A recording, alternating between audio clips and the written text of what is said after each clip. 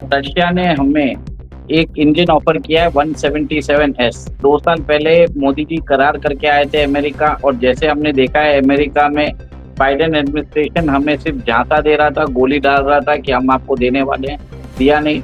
और ट्रम्प तो डायरेक्टली धमकी दे रहा है कि आप F-35 लो, फिर बाद में आपको हम ये इंजन भी दे देंगे। हमारे जो एयर चीफ है उन्होंने बोल दिया कि हम रेफ्रिजरेटर या वॉशिंग मशीन थोड़ी ले रहे हैं। आपका एक मशीन हमारे $80 मिलियन का रेंज का आता है। कुछ लोग बोल रहे हैं कि भारत की डिज़ाइन ऐसी है कि उसके अंदर आधे फ्यूल में हम लोग 70 से 80 किलो न्यूटन थ्रस्ट का हम जनरेट कर पा रहे हैं। अगर हम थोड़ा-सा इसकी डिज़ाइन में मॉडिफ़िकेशन करें और कुछ करें, तो ये हुँ। बहुत पावरफुल इंजन भी बन सकता है।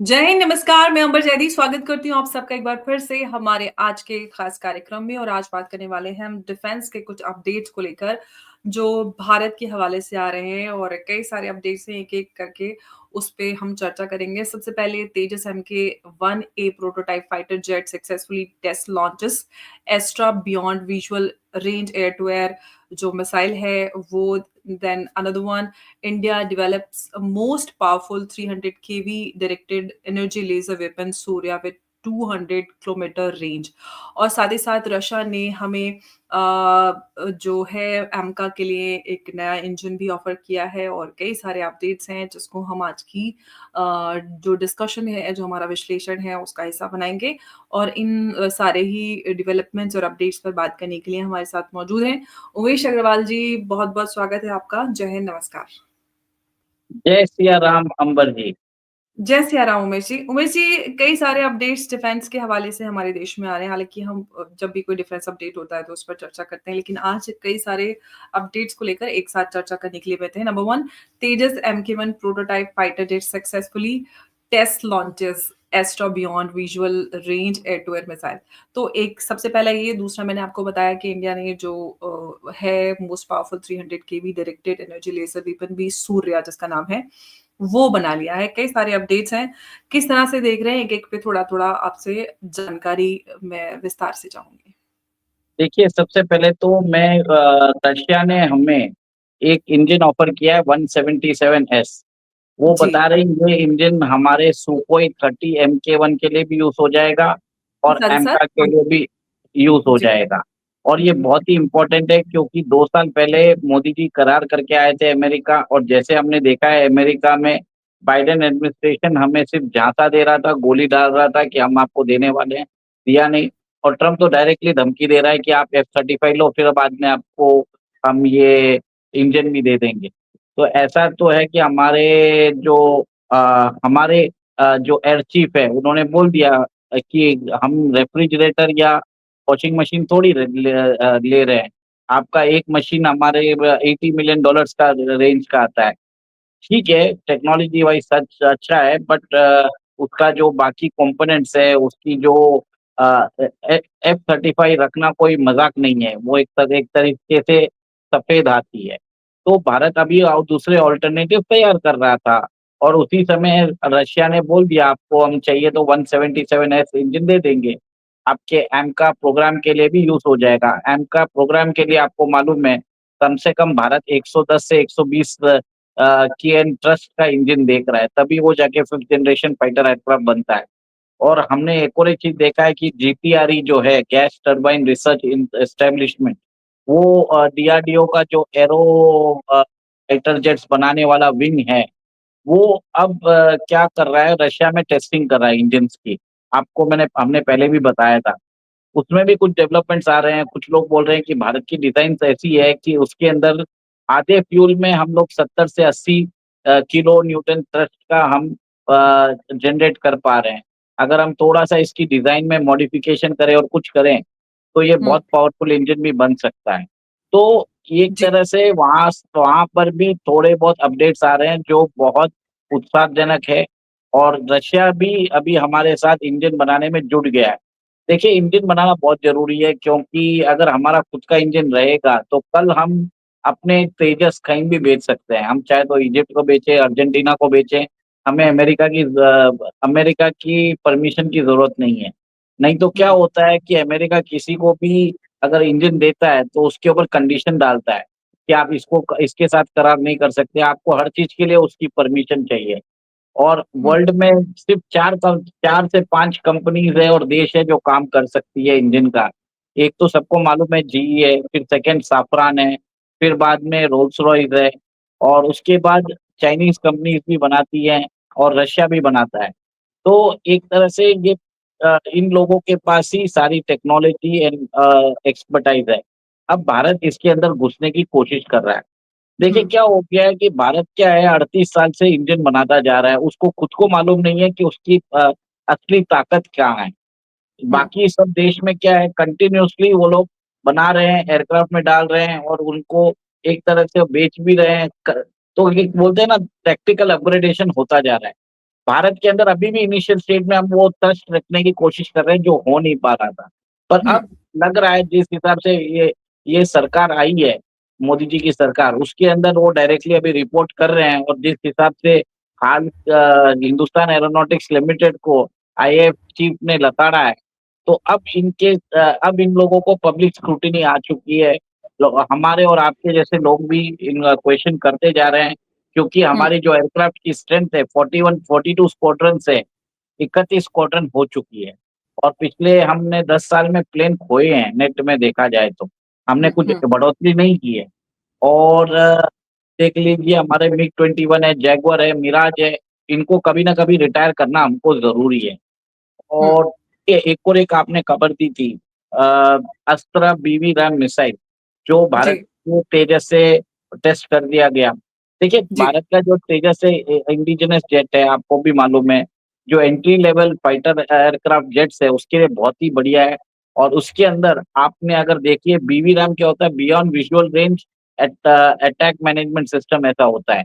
इसमें आप अपनी यहाँ पे रह के 200 किलोमीटर दूर टारगेट को आप पिन पॉइंट हुँ, प्रिसिशन से टारगेट कर सकते हो। मतलब हुँ, आपको दुश्मन के एरिया में जाने की ज़रूरत नहीं है। अगर आपके पास 200-300 किलोमीटर तक की रेंज की मिसाइल रहेगी, तो आप हुँ, चंडीगढ़ में रह के इस्लामाबाद को भी टारगेट कर सकते हो। ऐसा हो गया है। तो एक तरह से बहुत ही अच्छा कैपेसिटी और कैपेबिलिटी आ जाता है। इससे हुँ, हम देखते हैं कि भारत के अंदर भारत के पास जो 5th जनरेशन फाइटर एयरक्राफ्ट नहीं है, तो उसकी हुँ, कुछ ना कुछ कमी वो पूरी कर देता है, क्योंकि आपको दुश्मन की सीमा में जाने की ज़रूरत नहीं रहती है। ये मिसाइल हुँ, दूर से आप आपकी सीमा में रह के ये मिसाइल फायर कर सकते हैं और दुश्मन के यहाँ पे जाके पिन पॉइंट एक्यूरेसी से उसको टारगेट करके खत्म कर सकते हैं। तो ये जी, कैपेसिटी हमको मिल गई है। ये मिसाइल है इसका जो फ्रेंच वर्ज़न है, हमने रफ़ाल में यूज़ कर चुके हैं, जैसे मेट्रोट मिसाइल है। बताया जाता है अंबर जी उसका दाम अराउंड 26 से 27 करोड़ रुपया है और जी, भारत डायनामिक्स लिमिटेड ने ये मिसाइल विद बढ़िया रेंज 11 करोड़ रुपए में बना दी है। फ़र्क हुँ, वहाँ पे है, ठीक है? और इसके अंदर कंटिन्यूअसली भारतीय सरकार इसका आपने देखा होगा अस्त्रा MK1, MK2 और MK3 ऐसे मतलब इसके अंदर कंटिन्यूअसली इसके अंदर टेक्नोलॉजी अपग्रेड करते जा रहे हैं, इसकी स्पीड बढ़ाते जा रहे हैं और इसकी रेंज भी बढ़ाते जा रहे हैं। तो सब हुँ, काम हो रहा है और जी, फिर आपने एक और एक न्यूज़ दी थी कि भारत के हिंदुस्तान एरोनॉटिक्स लिमिटेड ने आपको मालूम है जी, कि जिस हिसाब से प्राइवेट पार्टनरशिप का को भी इनवाइट किया है, तो वहाँ जी, पे भी न्यूज़ आई है कि जो एयरक्राफ्ट का पीछे का विंग होता है, उसको भी अभी भारत के अंदर बनाना चालू कर दिया है। ये काम पहले हिंदुस्तान एरोनॉटिक्स लिमिटेड करता था, अब एक प्राइवेट कंपनी कर रही है। अब ये सब काम करने से एचएएल के पास उसकी रिस्पॉन्सिबिलिटी फाइनल असेंबली लाइन तक आ जाएगी। एचएएल अपने सारे resources will be utilized for final delivery of aircraft. That is very hmm, much important. और आपने एक और एक चीज़ बताया था डायरेक्ट एनर्जी वेपन्स का। देखिए जी, आप जब मिसाइल्स जब अटैक करते हो, तो एक तरह से एक फ़ोर्स ऑब्जेक्ट होता है जो दूसरे से टकराता है। इसको बोलते हैं काइनेटिक अटैक, ठीक है? अगर आप समझ लीजिए बिना कोई मतलब कोई फ़ोर्स ना भेज के एनर्जी भेजो, तो हुँ, उसको बोलते हैं डायरेक्ट एनर्जी वेपन जिसको हम लेज़र वेपन बोलते हैं और इसको हुँ, कंटीन्यूअस वेव वेपन बोलते हैं। तो अभी जी, भारत के अंदर आपने देखा है कि डीआरडीओ ने एक तरह से भारत के अंदर ये लेज़र वेपन भी बना दिया है। अभी हुँ, देखा जाए तो कुछ देशों ने इसके अंदर अपनी महारत हासिल कर दी है। जैसे हुँ, आपने देखा होगा इज़राइल का आयरन डोम सिस्टम है। जब हुँ, हमास ने और ईरान ने जब अटैक किया था, तो इज़राइल के आयरन डोम सिस्टम काउंटर अटैक के लिए मिसाइल्स वो लोग लॉन्च करते हैं तो इंटरसेप्ट हो जाती है, ठीक है? अब इसमें मिसाइल लॉन्च करने की ज़रूरत नहीं है।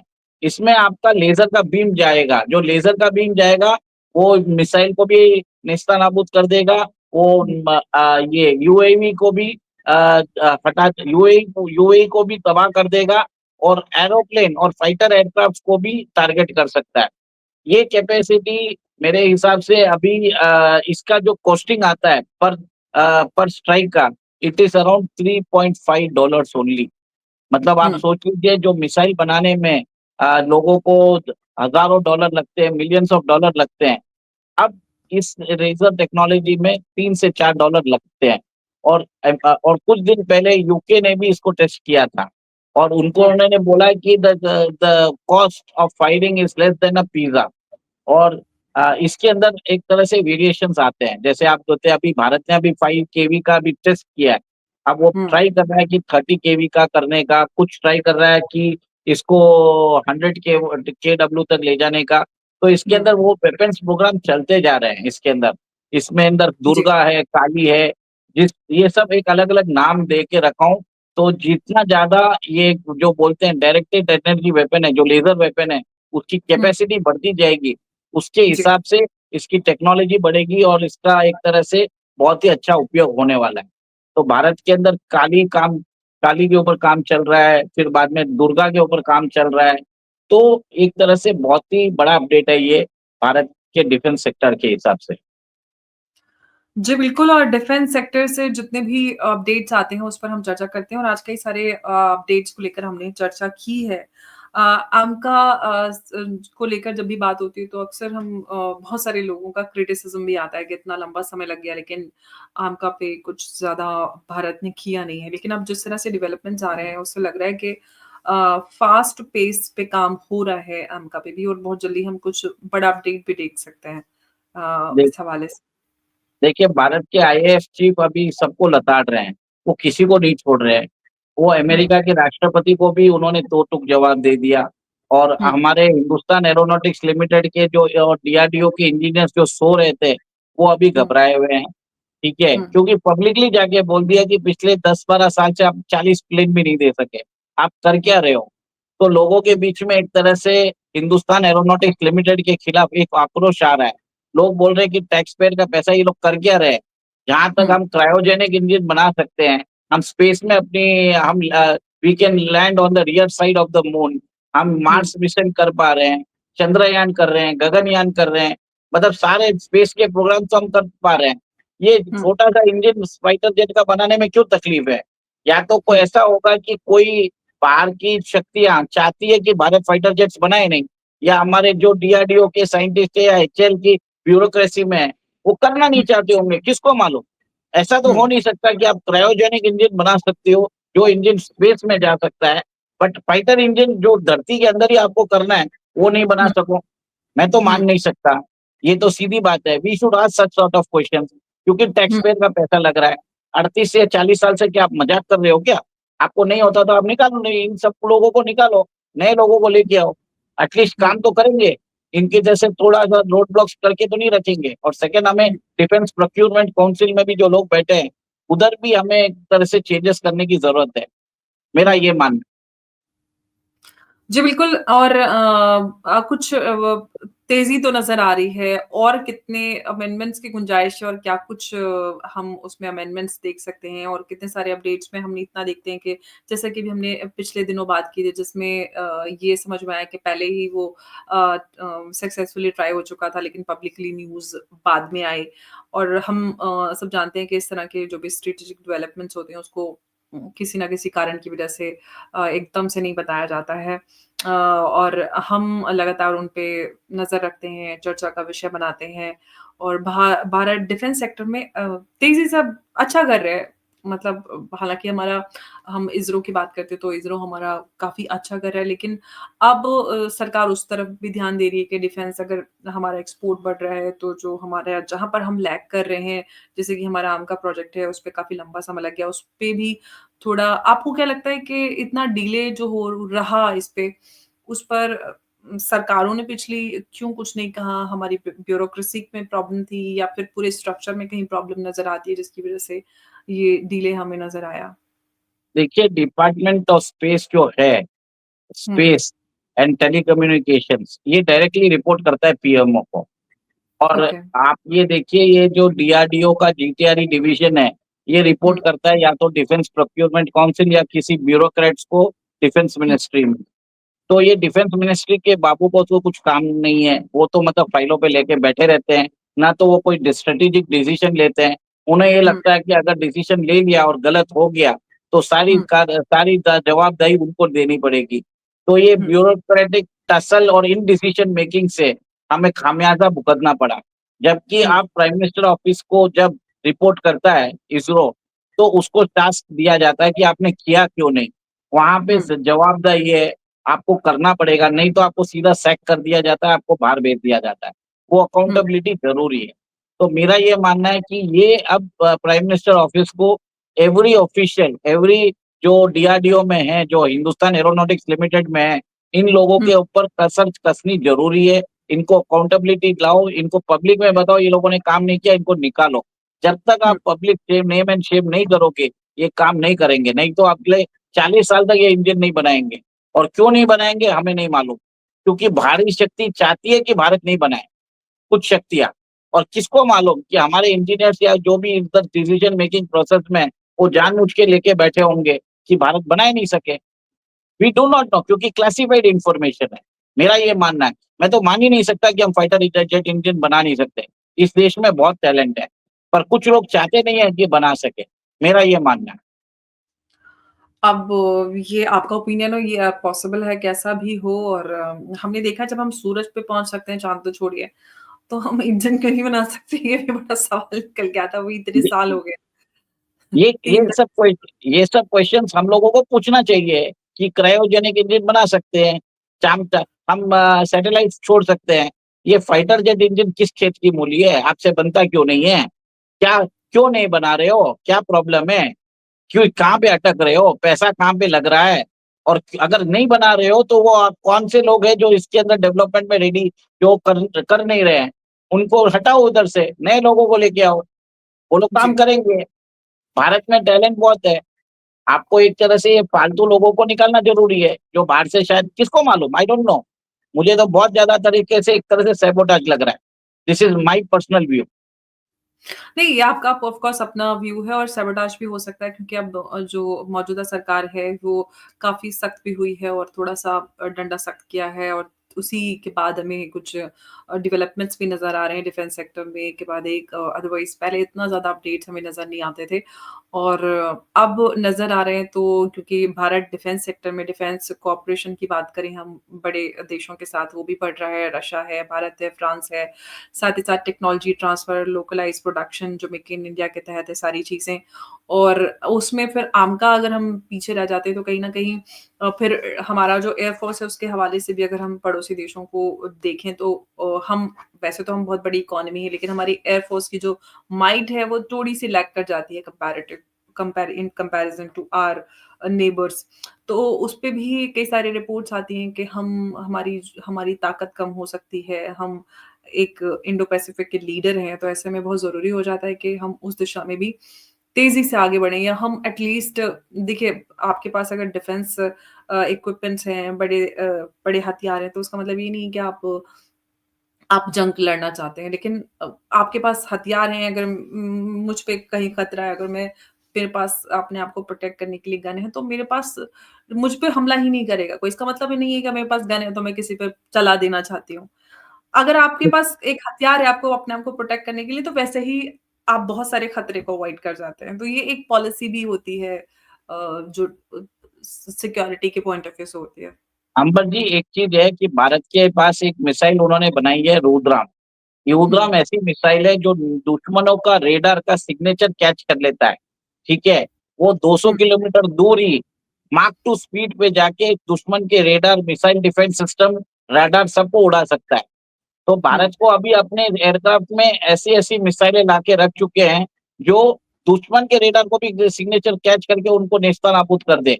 हमें हम्म, अपने अपने देश के अंदर से ही कर सकते हैं।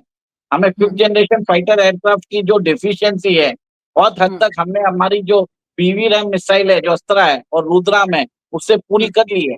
बट वी नीड एमका, हमें आपको जरूरी है। और सेकेंड, आपने देखा है कि जब भी हमने डिफेंस के अंदर चालू किया है, बहुत सारे कमेंट्स में डिफेंस विशेषज्ञ बोलते हैं कि हमें कुछ मालूम नहीं है। सच में हमें कुछ नहीं मालूम, जितना मालूम रहता है वो उसे सीख के हम आपके सामने वो चीज रखते भी है। और हम जब अगर कोई कमेंट्स में गलती होती है तो एक्नॉलेज भी करते हैं और उसको सामने उसको ठीक भी करते हैं। हमें, we are not any defence experts, but we are taking interest in all the weapon system we are having, और उसको कंपेयर करते हैं कि कैसे टर्की और साउथ कोरिया ने अपनी फाइटर एयरक्राफ्ट इंडस्ट्री को बढ़ाया है। दोनों ही फिफ्थ जनरेशन फाइटर एयरक्राफ्ट में आगे बढ़ चुके हैं। टर्की ने तो हम्म, प्रोजेक्ट काम चालू किया है, असेंबली लाइन पाकिस्तान में वो लगा रहा है।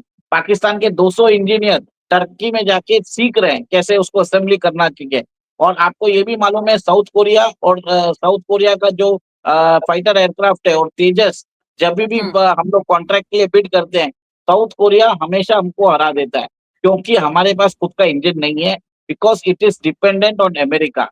और अमेरिका का सीधा चीज है कि वो भारत को फेवर नहीं करना चाहता, सीधी बात है। तो कहीं ना कहीं we have to get into strategic partnership with Russia, और हमारा एम का इंजन हमें डेवलप करना है। फ्रांस आपको इंजन देने को तैयार है, बट आपको महंगे दाम पे देगा, टेक्नोलॉजिकल ट्रांसफर नहीं करेगा। अमेरिका सिर्फ बातें करेगा, आपका काम नहीं करने वाला। ये आपको समझ जाना चाहिए। बाकी बात यहाँ पे बहुत सारे डिफेंस एक्सपर्ट्स हैं जो आपको घुमा फिरा के बात करेंगे, पर हमें क्या देखना है, कौन सा निष्कर्ष सही निकलता है, क्योंकि बहुत साल हो गए, इतना हम्म, एक्सपीरियंस हो गया है कि अभी हमको समझ जाना चाहिए कि किससे काम होगा, किससे नहीं होगा, कौन बकवास करेगा, कौन आपको आश्वासन देगा, और कौन आपके दोस्त है, आपको सब समझ में आ गया होगा। उसी हिसाब से हम अपना निष्कर्ष निकाल के बताते हैं। ठीक है सर? ठीक है मैम, बस इतना ही बोलूंगा। जय सिया राम। बहुत बहुत धन्यवाद उमेश जी आपका हमारे साथ आज की इस चर्चा में जुड़ने के लिए। जय हिंद, नमस्कार, जय भारत, जय सिया राम।